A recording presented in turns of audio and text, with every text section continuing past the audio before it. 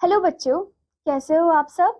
आशा करती हूँ कि आप सभी बहुत अच्छे होंगे और आप सभी ने जो पिछला अध्याय है वो अच्छे से पढ़ लिया होगा। तो चलिए अब हम चलते हैं अपने चौथे अध्याय पे, जो कि है बालक का निश्चय। यानी कि इस अध्याय में हम पढ़ेंगे कि एक बालक है, उसने कुछ डिसाइड कर रखा है। चलिए जानते हैं उसने क्या डिसाइड किया है। तो यहाँ पर बोला है, वर्षा के दिनों में पानी की वृद्धि होती है। वर्षा के दिनों में पानी की वृद्धि होते ही गंगा नदी में बाढ़ आ जाती है। एक बालक नदी के किनारे पर उदास बैठा हुआ कुछ सोच रहा था।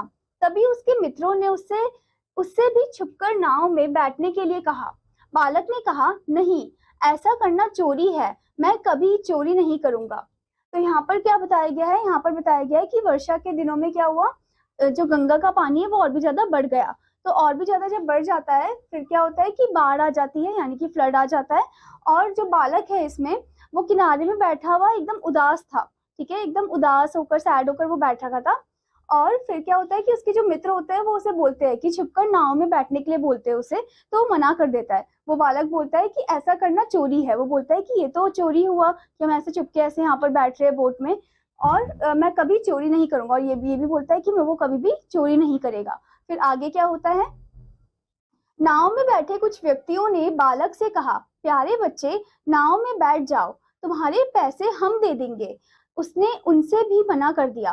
अब क्या होता है कि नाव में जो बैठे हुए लोग होते हैं वो बोलते हैं बच्चे से कि तुम बैठ जाओ, कोई बात नहीं, तुम्हारे पैसे हम दे देंगे। ठीक है, तो वो बच्चा जो है वो मना कर देता है इसमें भी। ओके, फिर आगे क्या होता है, नाव चली गई, बालक किनारे पर अकेला रह गया। बालक ने मन ही मन कुछ निश्चय किया। बालक ने अपने कपड़े उतारे और उन्हें अपनी पीठ से कसकर बांध लिया। बालक उफनती नदी में कूद पड़ा।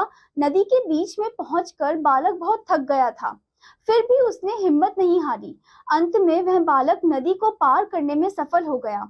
नाव में बैठे व्यक्तियों, बालकों तथा मल्लाह को आश्चर्य हुआ। उन्होंने बालक के साहस की बहुत प्रशंसा की। यह स्वाभिमानी बालक लाल बहादुर शास्त्री था, जो आगे चलकर शास्त्री जी के नाम से प्रसिद्ध हुआ और बड़ा होकर प्रधानमंत्री पद पर आसीन हुआ। अब यहाँ पर बोला है कि जब नाव, जो लोग थे वहां पर, वो जब बच्चे को बोलते कि हम तुम्हारे पैसे दे देंगे, तो मना कर देता है और नाव वहां से चली जाती है। फिर ये जो बालक है क्या करता है, ये किनारे पर अकेला बैठा हुआ था। ओके, तो ये क्या करता है, ये मनी मन कुछ डिसाइड करता है। क्या डिसाइड करता है, ये अपने कपड़े उतार देता है और अपने पीठ से क्या करता है, कसकर बांध देता है।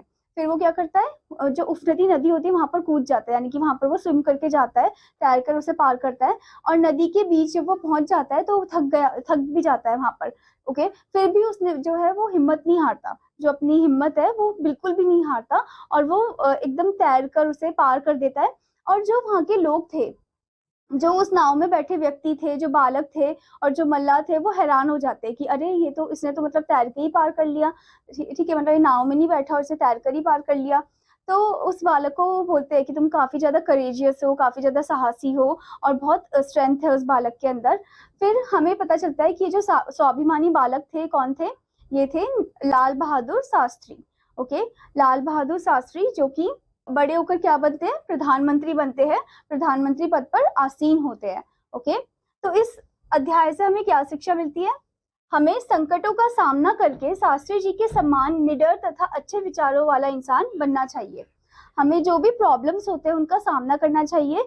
और जो शास्त्री जी है उनके जैसे ही हमें क्या बनना चाहिए, अच्छे विचारों वाला बनना चाहिए, पॉजिटिव थिंकर वाला बनना चाहिए। ओके, आशा करती हूँ बच्चों कि आपको ये अध्याय बहुत अच्छे से समझ में आया होगा और आप सभी अपने अंदर ये गुड क्वालिटीज लो और इसे फॉलो करो। ओके, अब मैं मिलती हूँ आपको अगले अध्याय में, तब तक के लिए धन्यवाद बच्चों।